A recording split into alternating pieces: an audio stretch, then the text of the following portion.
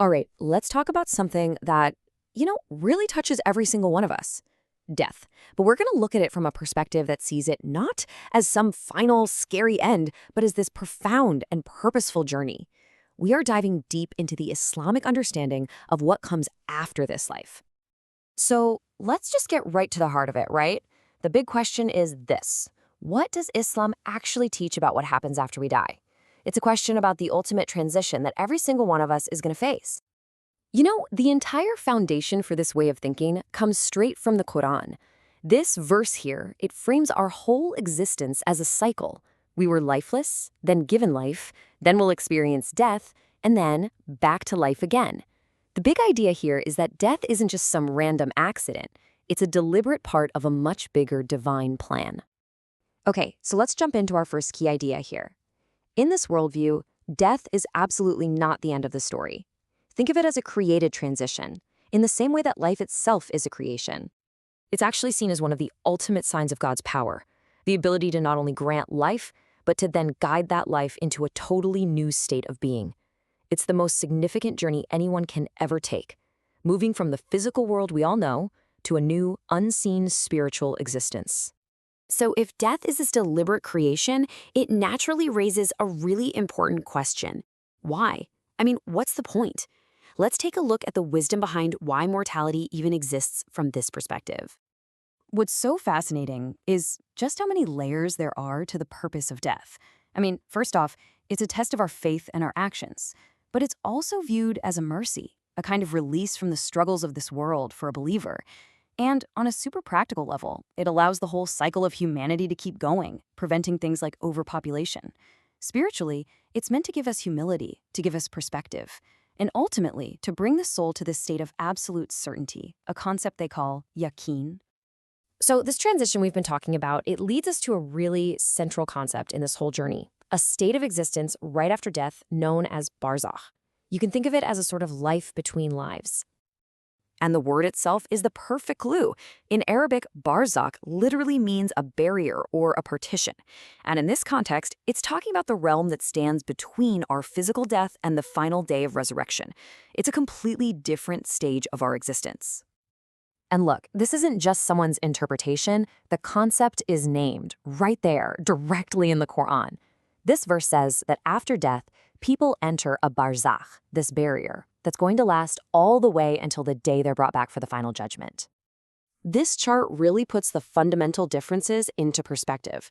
We go from a world that's physical and material to one that's totally spiritual.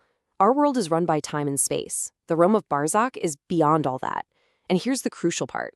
The focus totally shifts from the actions of our body to the state of our soul as it waits for what's coming next.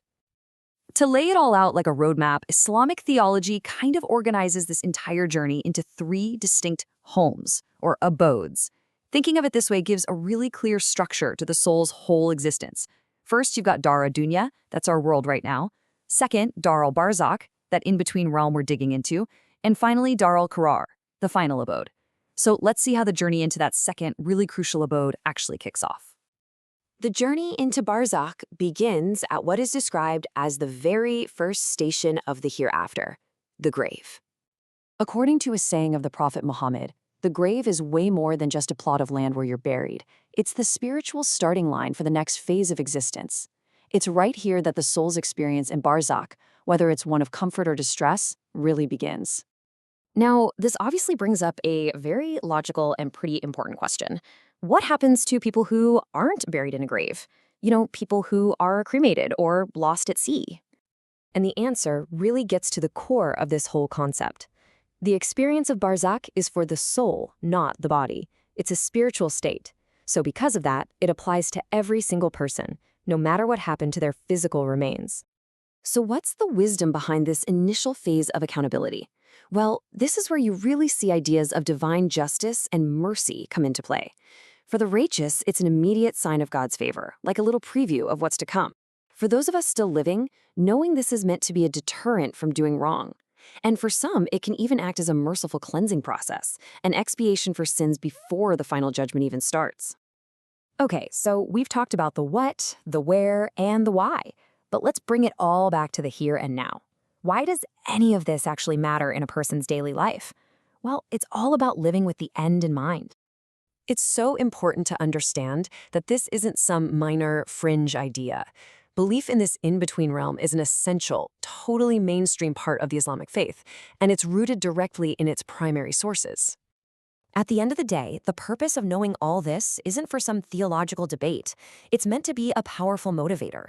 It's about translating a belief into a life principle, to inspire you to really reflect on yourself, to encourage good deeds, and to help you prepare for that inevitable journey.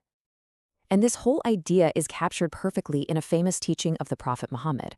He told his followers to frequently remember the destroyer of pleasures, which is death. Now, the goal here isn't to be morbid or anything. It's to use that remembrance as a kind of spiritual compass to keep you focused on what really truly matters. And that brings us to our final thought, something for you to just reflect on.